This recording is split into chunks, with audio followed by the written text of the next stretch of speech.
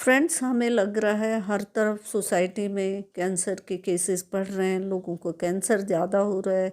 इसके अतिरिक्त बच्चों में जो है ब्रेन से रिलेटेड समस्याएं हो रही हैं, एंजाइटी की प्रॉब्लम्स हो रही हैं। इसके लिए हम डिफरेंट फैक्टर्स को एनालाइज भी कर रहे हैं कि किस किस वजह से कैंसर हो रहा है लोगों में, या बच्चों के ब्रेन से रिलेटेड समस्याओं का कारण क्या है।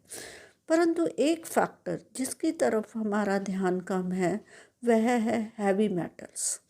हमारी फूड चेन में हैवी मेटल्स का जो प्रोपोर्शन है या अमाउंट है वो बढ़ रही है। इसके कई कारण हैं। सबसे बेसिक कारण है इंडस्ट्रियल वेस्टेज।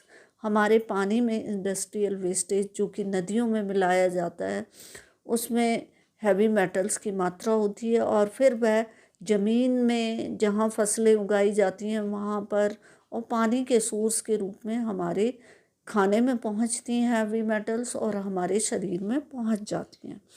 तो डिफरेंट जो रिसर्चेस हुई हैं उनमें हमने देखा है हैवी मेटल्स का मुख्य सोर्स हैं पीने का पानी और दूध, मिल्क।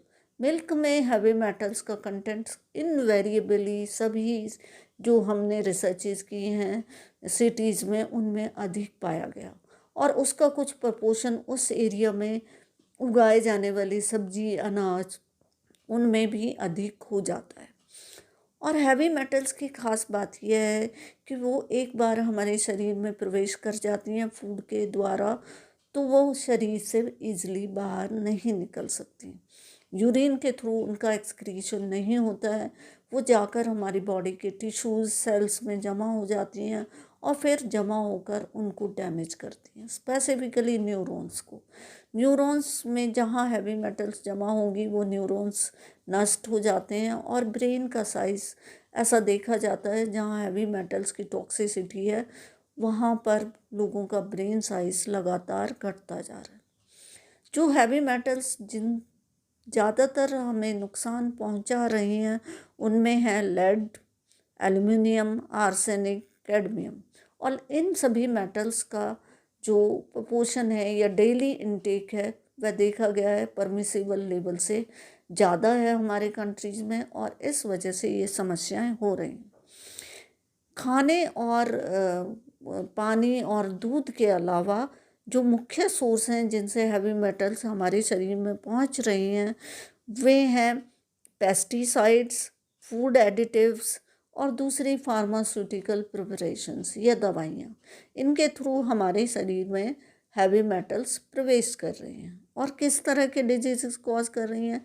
ये सभी के सभी कार्सिनोजेनिक हैं, यानी कैंसर कॉज करते हैं, ब्रेन को डैमेज करते हैं, किडनी को डैमेज करते हैं, इसके अलावा हमारे लिवर को डैमेज करते हैं। इसकी वजह से हमारे शरीर को हार्म पहुंचाने के बाद ये हमारी इन जनरल हेल्थ को नुकसान पहुंचा रहा है।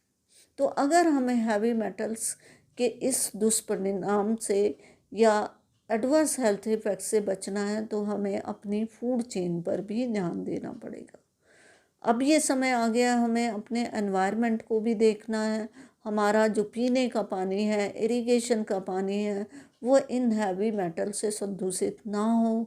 उसके अतिरिक्त जो मिल्क है या जो हमारे एनिमल्स हैं, मिल्किंग एनिमल्स, उनको हम छोड़ देते हैं, वो कुछ भी खा रहे होते हैं जो कि उनका फूड नहीं है, उससे भी उनके शरीर में हैवी मेटल्स चली जाती हैं और फिर मिल्क में सीक्रेट होती है। तो हमें अगर अपनी सेहत को बनाए रखना है तो फूड चेन में कहाँ कहाँ ये हैवी मेटल्स एंटर कर रही हैं उस पर हमें ध्यान देना पड़ेगा। अदरवाइज़ हम इनके एडवर्स हेल्थ इफेक्ट से बच नहीं सकते।